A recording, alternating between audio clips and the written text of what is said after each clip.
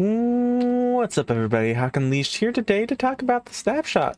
1.17 is coming out hopefully soon. We'll see. There's a lot they need to do, but they have plenty of stuff for us to play with, and they've added more renewable ways to get bone meal. And one of these ways is moss, a new block that has been added.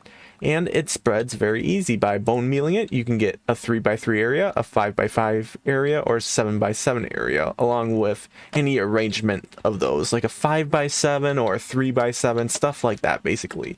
And you'll get these azalea bushes on top with flowering azalea, some moss carpet, and some grass on top. The only restrictions for this is that the block you bone meal cannot have a carpet directly above it. So if we put carpet directly above it and try to bone meal it, you cannot. Any block above will not allow it to be bone mealed. So you always have to break this center block for it to be bone mealed again, and it'll give an option to spread even further out and produce more stuff on top.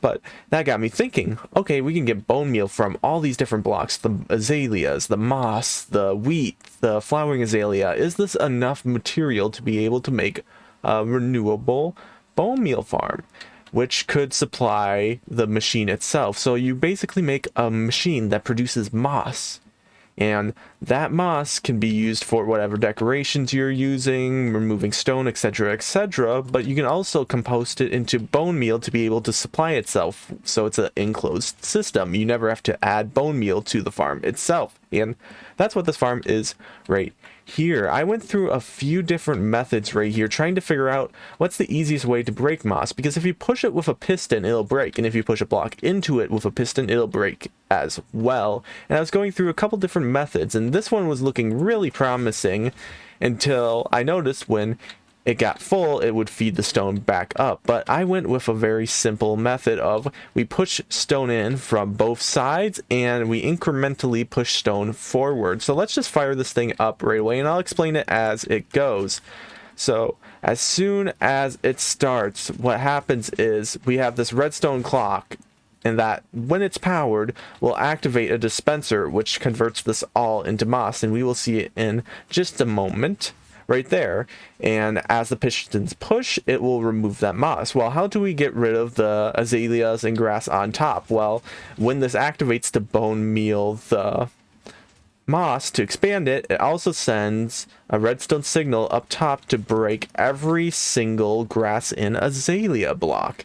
This allows the next block to grow as well, because this is our center block we are growing as well. And as that is running, you can see the stone is getting pushed in from the side. The pistons are quite loud, so we're going to sit back a bit.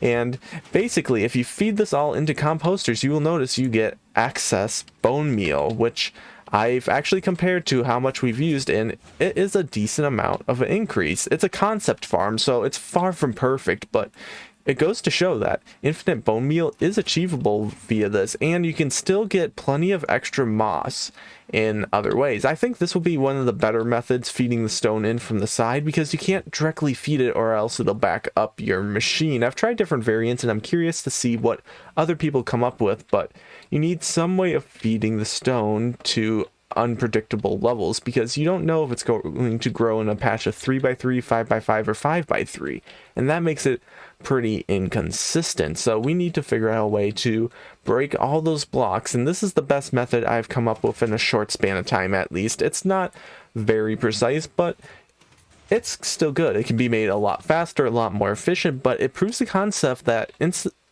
that infinite bone meal is achievable via these moss farms, and any extra moss, azalea, grass, etc. can all be put into an extra chest, so you can produce your decoration blocks while you're producing bone meal to feed into your system at the same exact time, which makes it very interesting. Of course, this is just a quick overview of the farm. I'm going to be trying to design a better farm in the future about this, but until then, this is our quick overview of the farm. I hope you enjoyed this video. If you want a full tutorial, make sure to leave down a comment below, and I will consider improving upon this and making a full-fledged, efficient farm out of this. Until then, though, I hope you liked this video, and if you did, make sure to like, comment, subscribe, all that down below, and I will see you next time.